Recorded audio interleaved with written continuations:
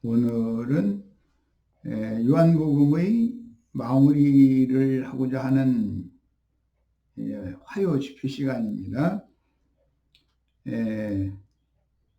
문맥의 흐름을 이해를 돕기 위해서 요한복음 21장 다 같이 펴셔서 20절부터 25절까지 같이 읽고 시작하도록 하겠습니다. 오늘은 좀 성경을 좀 많이 읽어야 될 필요가 있네요. 요한복음 21장 20절부터 같이 읽어 나갑니다. 베드로가 돌이켜 예수께서 사랑하시는 그 제자가 따르는 것을 보니 그는 만찬석에서 예수의 품에 의지하여 주님을 파는 자가 누구니까 묻던 자더라. 이에 베드로가 그를 보고 예수께 여짜오되 주님, 이 사람은 어떻게 되겠사옵나이까? 왜 이런 질문을 하게 되는지는 잘 아시죠? 베드로에게 너는 그를 상관하지 말고 나를 따르라 하셨기 때문에 베드로와 요한이 베드로와 예수님의 말씀 사이에 끼어드는 것이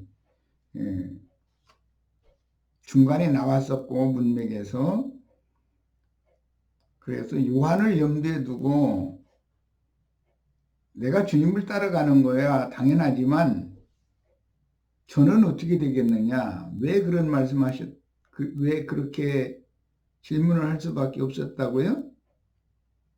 네, 내가 진실로 네게 이르노니 네가 젊어서는 띠띠고 원하는 것으로 다녔거니와 늙어서는 네 팔을 벌리리니 남이 네게 띠띠고 원하지 않은 것으로 데려가리라. 이 말씀을 하시면 베드로가 어떠한 죽음으로 예수님께 하나님께 영광을 돌릴 것을 가르치십니다. 그 말씀이 앞에 배경으로 깔려 있어요. 그래서 어떠한 죽음으로 하나님께 영광을 돌리느냐 하는 것은 우리 양무리를 책임져야 되는 말씀을 증거할 사명을 맡은 구약성경의 그 제사장은 위임이다 그랬는데, 위임을 맡은 종들이 너무 중요한 책임을 마땅히 져야 하기 때문인 것이에요. 그런데 주님은 내가 다시 올 때까지 그를 남겨둘지라도, 그를 머물게 하고자 할지라도 네게는 무슨 상관이냐, 이런 의도로 말씀을 하셨기 때문에 베드로가 이런 질문을 하게 된 거예요. 22절로 갑니다. 예수께서 이르시되 이 사람은 어떻게 이르시되 내가 올 때까지 그를 머물게 하고자 할지라도 네게 무슨 상관이냐, 너는 나를 따르라 하시더라. 이 말씀이 형제들에게 나아가서는 그 제자가 죽지 아니하겠다 였으나 예수의 말씀은 그가 죽지 아니하겠다 하신 것이 아니라 내가 올 때까지 그를 머물게 하고자 할지라도 네게 무슨 상관이냐 하신 것이라. 이 내용에는 하나님이 정하신 때와 기한이 있고 그 하나님이 정하신 때와 기한에 맞춰서 경륜적으로 우주가 경영된다. 그에 따라서 복음이 전파되어지고 교회가 흥망성쇠를 이루게 된다라는 것을 지금 말씀 나누고 있는 중이에요. 그 다음에 이 일들을 증언하고 이 일들을 기록한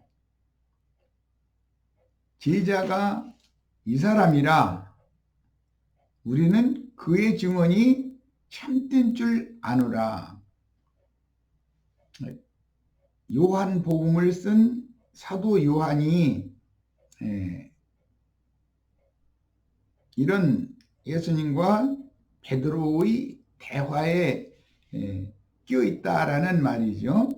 예수께서 행하신 일이 이 외에도 많으니 만일 낱낱이 기록된다면 이 세상이라도 이 기록된 책을 두기에 부족할 줄을 아니라. 그러니까 주님께서 3년 반 동안에 행하신 일이 수도 없이 많지만 문명의 흐름을 따라서 예수님의 그 행적을 따라서 가장 집약적으로 요약적으로 말씀을 해놓은 것이 성경이다, 이런 뜻인 것이죠. 누구나 이해할 수 있는 말씀을 읽었습니다.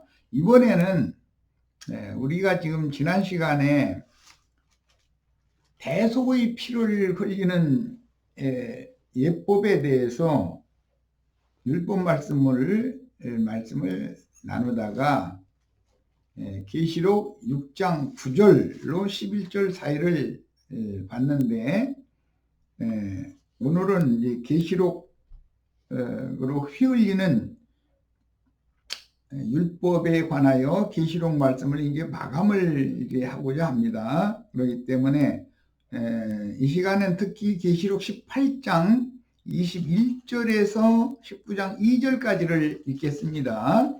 자, 본인의 성경으로 다 찾으시는 거예요. 계시록 8장 21절에서부터 19장 2절 사이를 읽겠습니다. 계시록 18장 21절부터 읽습니다. 찾으셨죠? 이에 한 힘센 천사가 큰 맷돌 같은 돌을 들어서 바다에 던져 이르되, 큰 성 바벨론이 이같이 비참하게 던져져 결코 다시 보이지 아니하리로다. 이것이 큰 성 바벨론이 무너진다는 예언이 이루어진 상태를 표현한 말이죠. 또 공고타는 자와 풍류하는 자와 풍수 부는 자와 나팔 부는 자들의 소리가 결코 다시 내 안에서 들리지 아니하고, 어떠한 세공업자든지 결코 다시 내 안에서 보이지 아니하고, 또 맷돌 소리가 결코 다시 내 안에서 들리지 아니하고, 등불빛이 결코 다시 내 안에서 비치지 아니하고, 신랑과 신부의 음성이 결코 다시 내 안에서 들리지 아니하리로다. 너의 상인들은 땅의 왕족들이라 네 복술로 말미암아 만국이 미혹되었도다. 선지자들과 성도들과 및 땅 위에서 죽임을 당한 자의 모든 자의 피가 그 성 중에서 발견되었느니라 하시더라. 피 흘리는 구약의 율법 잘 아시죠? 대속을 위하여 대속물로 피를 흘린 기념제물의 피와 그 다음에 나머지 피를 처리하는 방법에 대해서 지난 시간에 말씀을 드렸어요. 가인이 아벨의 피를 흘림으로부터 시작해서 그 말씀을 이루어진 것은 유대교 지도자들이 예수를 죽임으로 피의 양을 채웠는데 그것으로 끝이 아니고 그 피를 우리와 우리 후손들에게 돌려주소서라고 요구했고, 그 말씀이 오늘날까지 계속 이어져서 피는 우선 기념제물의 피인 예수님의 피가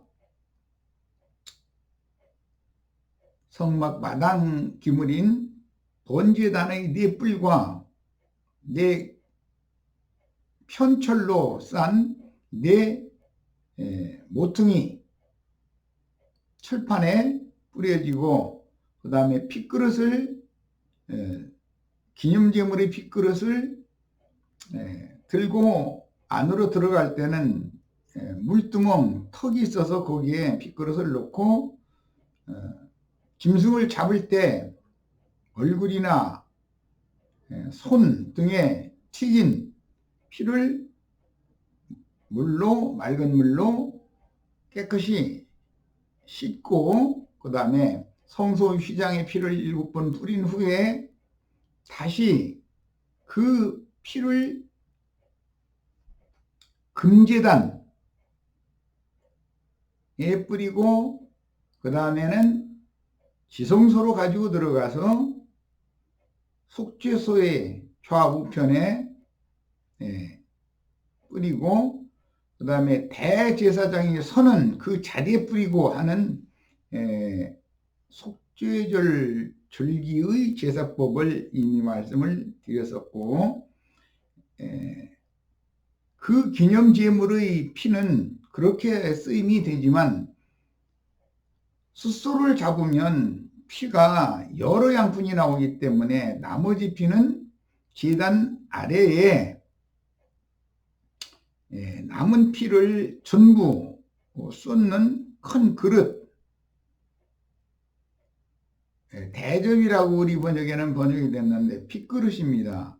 그건 마음판 등에서 사용하는 판이라는, 넓은 판이라는 뜻도 있다라는 거 이미 말씀드렸고, 제단 아래의 핏그릇에 전부 쏟았다가 그 피가 모아지면 진 바깥, 즉 동편으로 해 뜨는 곳으로 나가서 정결한 곳에, 재버리는 곳에 그 피를 묻어서 그 정결한 곳에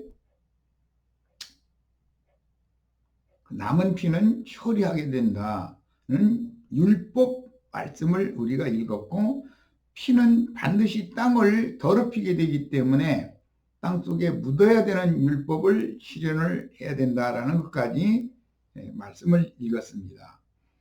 이것은 구약의 율법이었습니다. 이 말씀의 적용을 지금 신약에서 어떻게 할 것인가를 말씀을 나누고 있는 중입니다.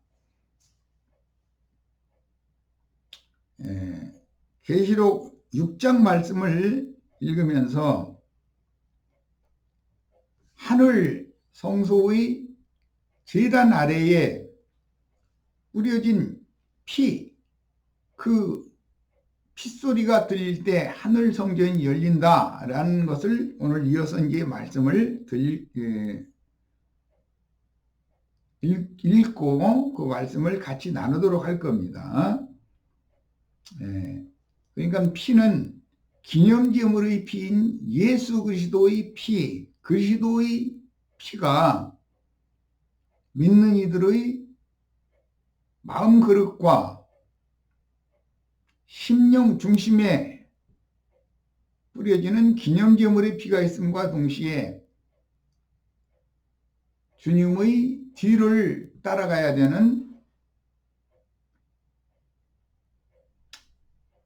제자들의 피가 흘려져서 피의 양을 채워야만 하나님 정하신 그 때와 기한이 차기 마련이다 라는 것을 잘 연결성을 가지고 이해를 하셔야 되겠습니다.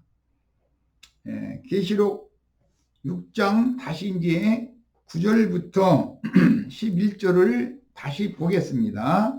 이런 성경의 흐름에 대해서 이해를 하신 후에 보는 거예요. 다섯째 인을 떼실 때에 내가 보니 하나님의 말씀과 그들이 가진 증거로 말미암아 넷째 인의 때에는 땅의 짐승들로서 땅 4분의 1을 권세를 얻어가지고 검과 흉년과 사망과 땅의 짐승들로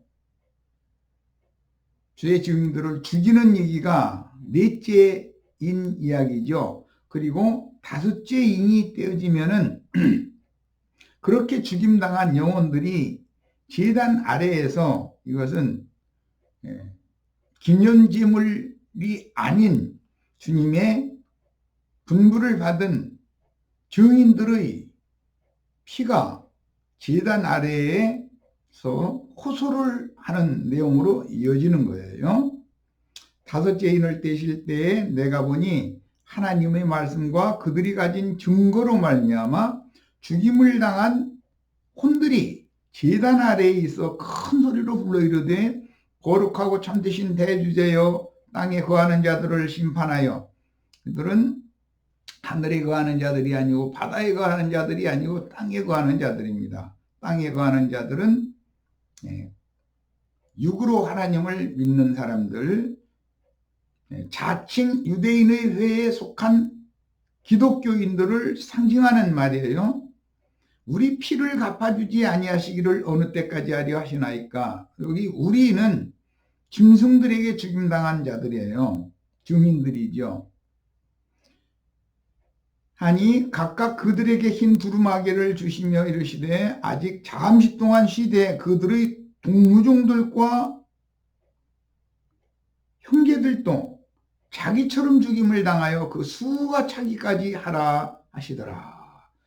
이렇게 말씀이 기록이 되어 있습니다.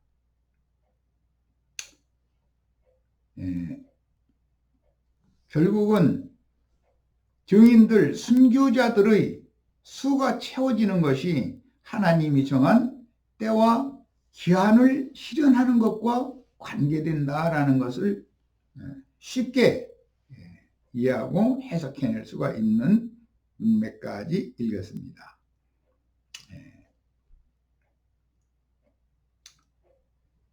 계시록 18장 21절에서 19장 2절까지의 말씀을 바로 연결을 했었기 때문에 6장의 말씀의 중간 다리를 잇는 말씀은 다음 시간에 말씀을 나눌 것이고, 이 시간에는 19장 1절 2절 계시록 19장 1절 2절까지 더 읽고 말씀을 나누도록 할 겁니다. 이 일 후에라는 것은 땅에서 죽임을 당한 자의 피가 음녀의 성, 큰 성 중에 발견되었다라고 한 계시록 18장 24절에 이어지는 말씀입니다. 이 일 후에 내가 들으니 하늘에 허다한 무리와 큰 음성 같은 것이 있어 이르되 할렐루야, 구원과 영광과 능력이 우리 하나님께 있도다. 그의 심판은 참되고 의로운지라. 음행으로 땅을 더럽게 한 큰 음녀를 심판하사 자기 종들의 피를 그 음녀의 손에 갚으셨도다. 이렇게 문맥이 흘러가고 있습니다. 그 큰 음녀는 용의 몸이고 짐승들의 몸인 7 머리를 가진 큰 성 바벨론, 많은 물이 앉은 큰 음녀이죠. 그건 세상 교계를 말하는 거예요. 세상 교계는 하나님의 심판을 받게 돼 있다. 왜? 하나님의 말씀과 저희 가진 증거를 인하여 목배임을 받은 자들의 피가 그 성에 고였기 때문에, 구약의 율법은 이미 지난 시간에 말씀 나눈 것처럼 너희가 친히 원수를 갚는 것을 너희가 갚으려 하지 말고 원수 갚는 것은 나에게 맡겨라 라고 말씀하셨다라는 것은 우리는 이미 잘 알고 있습니다. 그러므로 하나님이 여기에 와서 피 흘린 피값을 갚아주시는 것, 피를 신원해 주시는 하나님의 공의의 심판이 집행되는 것이 무슨 의미를 갖고 있는지 지금 문맥의 흐름을 우선 말씀을 읽었습니다. 자, 그러므로 요한복음 21장에서 이미 제자들과 함께 계신 주님께서 내가 올 때까지 그를 남겨둘지라도 너는 네게 무슨 상관이냐, 너는 다만 나를 따르라 라는 특별한 위임을 하셨던 것은 베드로가 맨 먼저 전도 사역을 시작하고 순교하여 제단 아래의 핏그릇을 채우기 시작한 예수의 뒤를 이을 것이며, 사도 요한이 한 시대를 마감하는 사역자로서 핏그릇의 피의 양을 마무리 채우는 사람이 될 것이다 라는 의미라는 것을 알 수가 있습니다. 물론 그 중간에 바울이 끼어 있습니다. 그러니까 베드로와 바울과 요한을 잘 염두에 두시길 바랍니다. 오늘 우리는 요즘에 문제를 일으킨 신천지 집단, 종교 집단의 이건 사교죠. 우두머리인 이만희가 자기가 언약을 이루는 새언약의 사자다, 이렇게 또 자랑하고, 또 심지어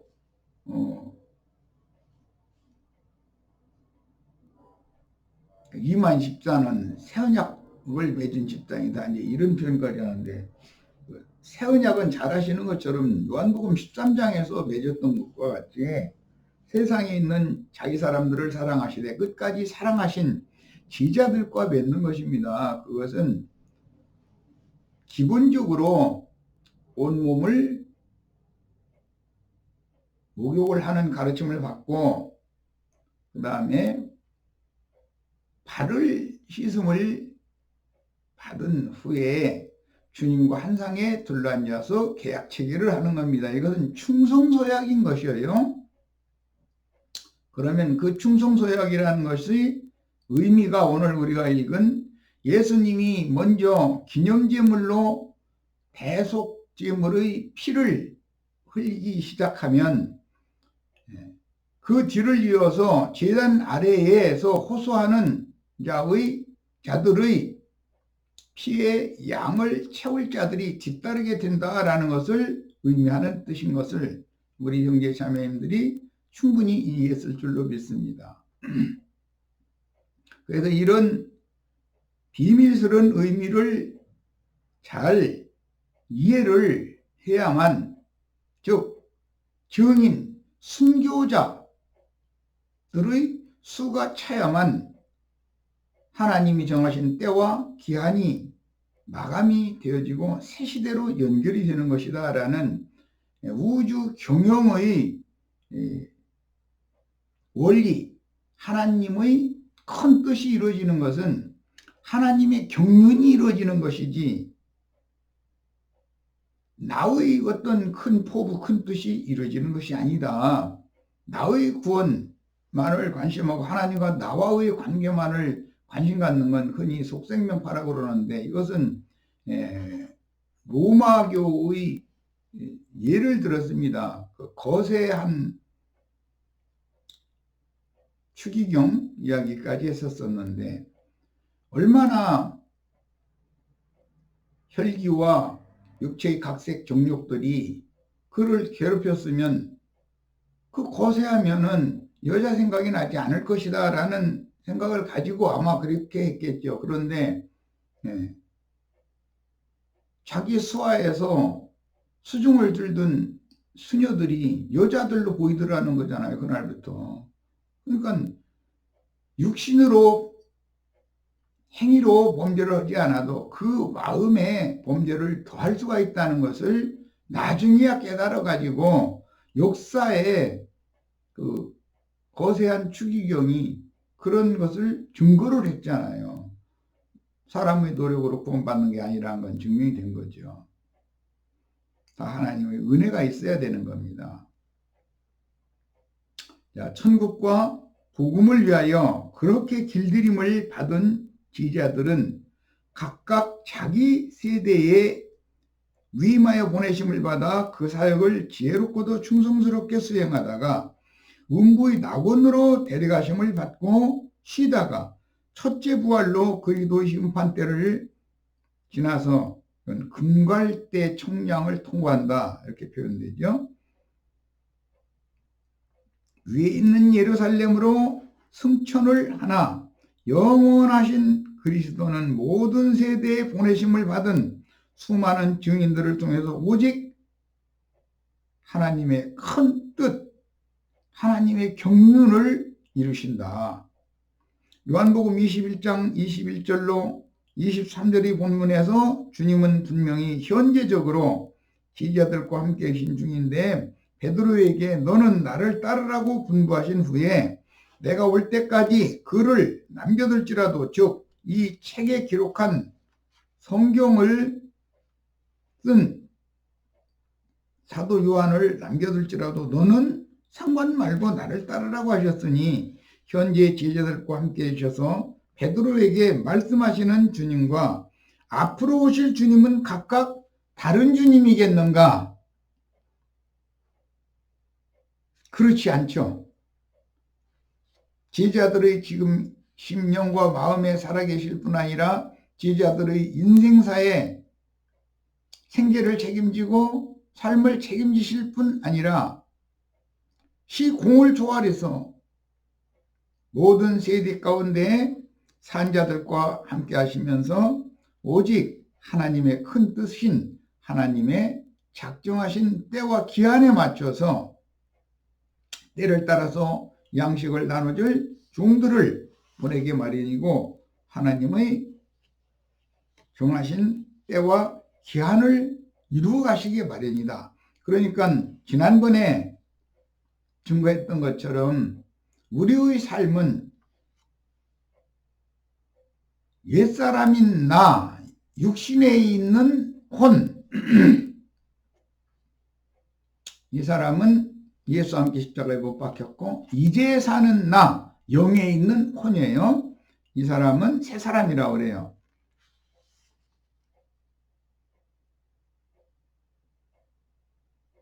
이제 사는 나는 하나님의 영광을 위하여 하나님의 뜻을 이루기 위하여 주님께서 내 안에서 살아주시는 거예요. 예수님은 육체로 오셔서 죽고 장사되고 부활승천하셔가지고 영으로 다시 오셔서 나의 인생을 그분이 다시 살아주시지 않으면 그 누구도 하나님의 영광에 갈 육체가 없는 것이다 라는 것을 사람의 노력이나 사람의 수고나 사람의 결단이나 이런 걸 통해서는 절대로 하나님의 영광에 갈 수 없다. 하나님이 살려주는 영이 되어 내 속에 오셔서 나를 잊고 다시 그 세대에 그 사람과 인생을 다시 살아주실 때만 주님이 가신 그대로 그 길을 따라서 아버지 영광에 갈 수 있게 되는 것이 구원의 도다라는 것이 오늘 말씀을 나누고자 하는 중심 뼈대입니다. 다시 말하지만 주님은 언제나 현재적으로 제자들의 속에 살아계시며 제자들과 함께 계시며 제자들의 인생에 동행하시며 항상 현재적으로 살아계신 거예요. 제자들에게 분부하신 그 사역을 친히 수행하신다. 제자들과 맺은 새 언약은 새 계명으로 맺은 새 언약은 살려주는 영이 되신 그분이 제자들과 체결한 것인데 그것을 이루는 것은 그 영이 오셔서 다시 살 때나 나를 잊고 살 때나 나는 새 언약에 가입할 수가 있는 것이다. 이것은 나의 구원은 시작과 끝, 물론 과정 모두 사람이 나의 구원에 내가 개입하는 것이 아니다. 주님이 일방적으로 다 하시되 나를 주님이 쓰셔야 하기 때문에 순종을 가르치는 과정 가운데서 여전히 그분은 그분의 큰 뜻을 하나님의 경륜을 행하시고 계신다라는 것이 꼭 영으로 깨달아지고 마음에 믿어지셔야 되겠습니다. 모두 주님께서 앞서 가신 그 인생을 그 영으로 다시 오셔서 시공을 초월해서 매 세대마다 때를 따라서 자기가 필요로 하는 사람들을 취하여 입고 그 인생을 그렇게 살아주셔서 그로 하여금 하나님의 영광에 이르도록 인도해 주신다. 이것을 은혜라고 그러는 겁니다. 네. 율법과 선지자의 때를 종결하고 그 영의 새 시대가 오면 먼저 12지파에게 구원의 복음을 전하실 것이며 더는 복음을 들을 12지파 사람들이 없고 제자들을 박해만 할 때는 이방인들에게로 복음을 전하게 하실 것이며 이방의 충만함이 차기까지 한 시대를 경영하시며 매 세대에게 전도를 하도록 다시 보내실 것이다. 우리는 지금 이 세대에 보내심을 받은 주의 증인들입니다. 주님과 새 언약을 맺은 새 언약의 사자들이죠.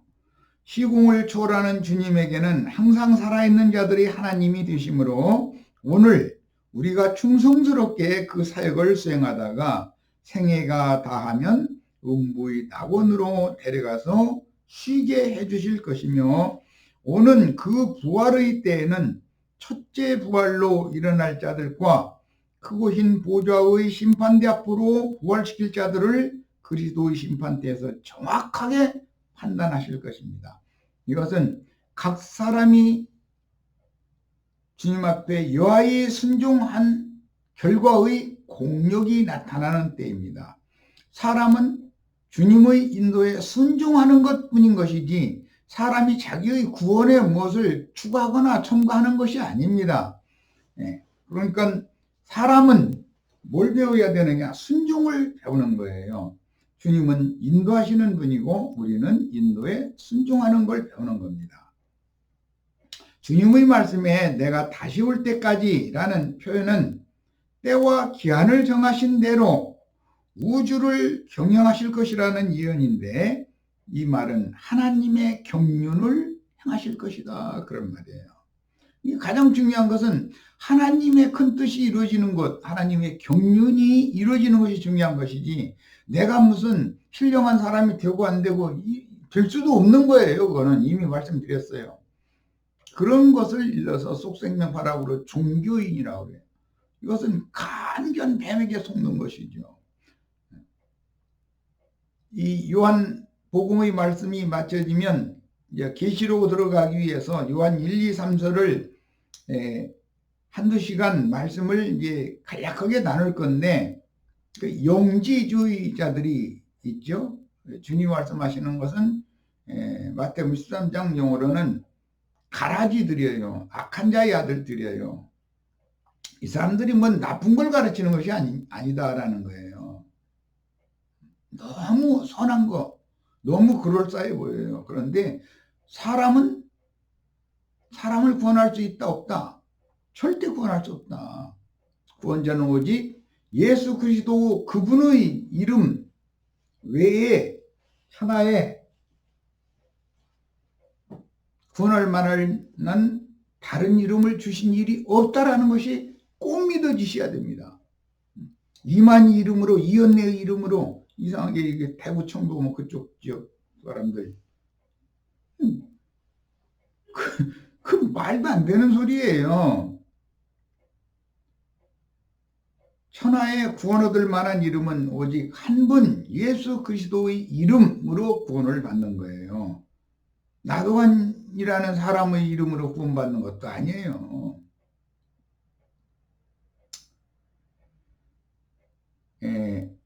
그 당시로는 율법과 선지자의 때를 요한의 때까지로 종결하고 예수의 부활에 참여한 12지파의 이기는 자들을 대동하고 위에 있는 예루살렘으로 올라가셨다가 120명이 마가 요한의 어머니 마리아 자매님의 집 다락에 모였다고 했는데, 마리아 자매님은 여관업을 하던 사람이라는 것도 이미 소개했어요.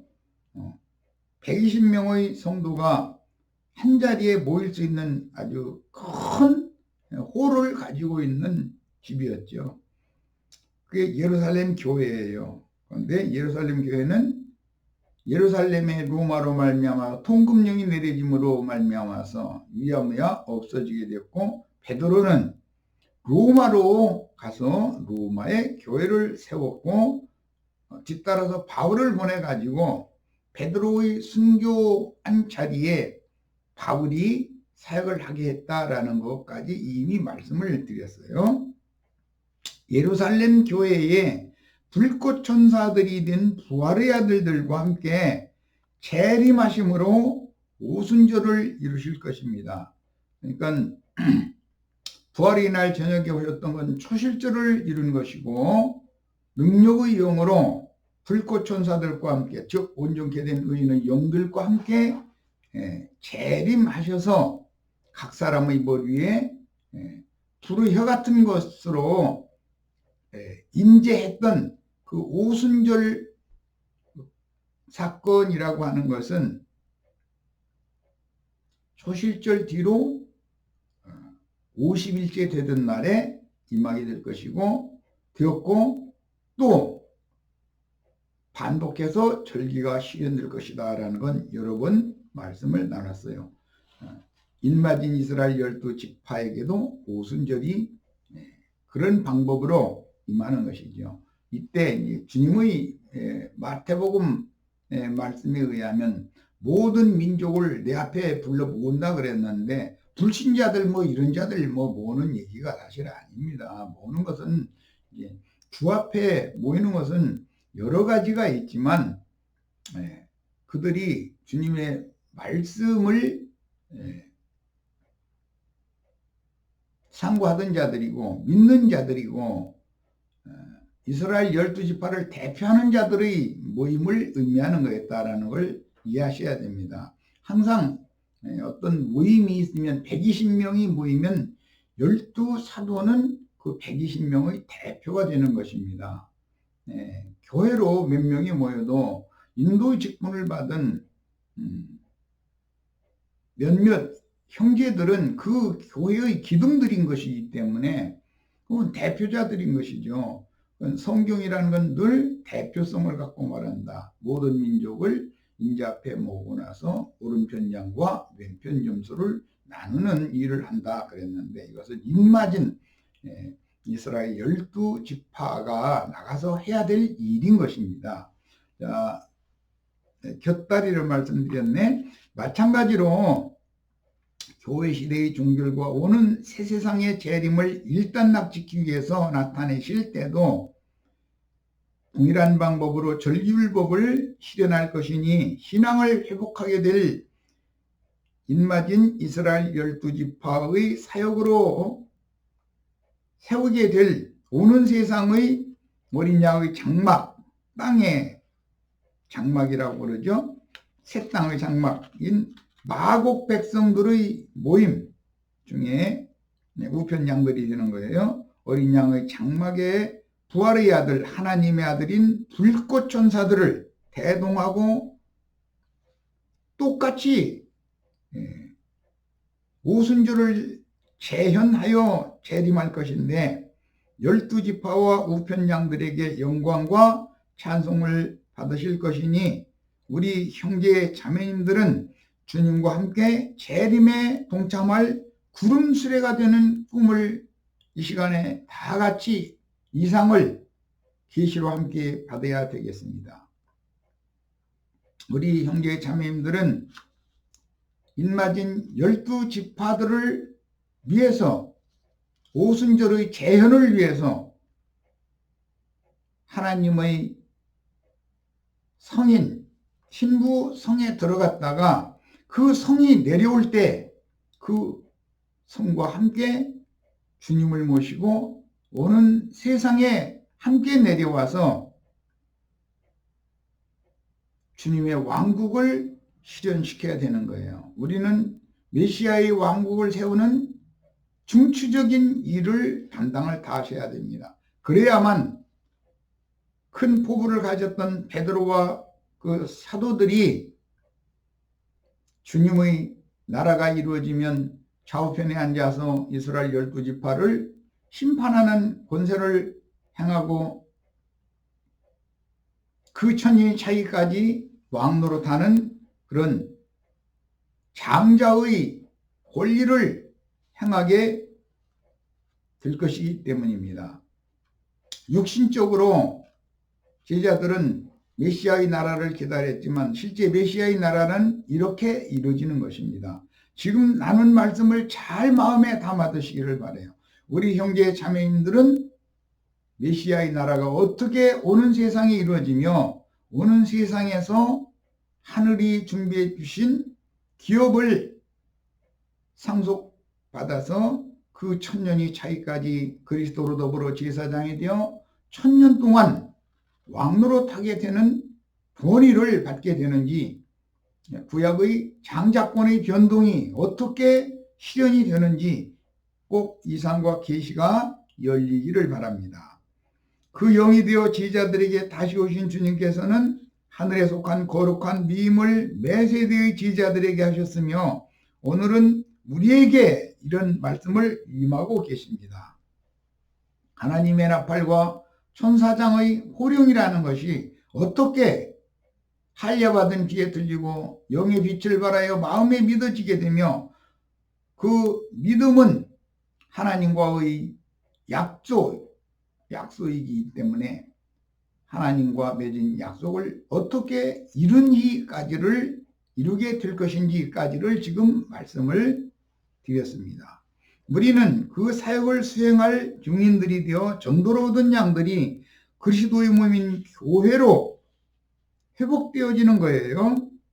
세워져서 이 회복된 교회는 베다니의 문둥이 시몬의 집에 마르다의 집에 주님의 말씀을 듣기 위하여 모인 몇 제자들의 모임으로 예시가 되었다라는 것을 이미 말씀을 드렸어요. 우리는 예루살렘에 120명이 모인 교회를 실현하는 것이 아니고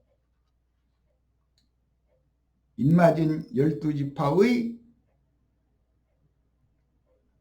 베다니의 문둥이들이 치료를 받고 문둥이가 치료를 받고 나면 제사장에게 자기 모임을 보여야 하고 자기 몸을 보여야 하고 제사장의 확진을 통해서 건강한 사람으로 진찰받고 참 자유자가 되는 이것을 위해서는 결례를 행하기 마련이었는데 이것은 레위기 13장에서 15장에 나오는 말씀을 오늘 다 나눌 수는 없고 기회가 있는 대로 이 말씀은 더 읽고 자세한 말씀을 나눌 기회를 갖기를 바랍니다. 우리 형제 자매님들이 다 문둥병에 걸렸던 사람들이었어요. 문둥이 시몬, 베다니의 시몬과 같은 사람이었어요. 그런데 주님을 만나서 문둥병을 치료받았어요. 문둥병에서 치료받은 대표자가 되는 문둥이 시몬 마르다의 집에 결례를 행하는 모임이 예수를 위하여 베다니에서 잔치를 베풀었다고 그랬어요. 우리도 이런 잔치에 다 참여한 체험이 있어야 됩니다. 오늘 이 말씀을 듣는 이 순간이 문둥병에서 치유받은 내가 하나님 앞에 최종적인 확증, 진찰을 받는 결례를 행하는 집회 자리다라는 깊은 인상을 다 받으시기를 바랍니다. 오늘은 이쯤에서 마칠 겁니다.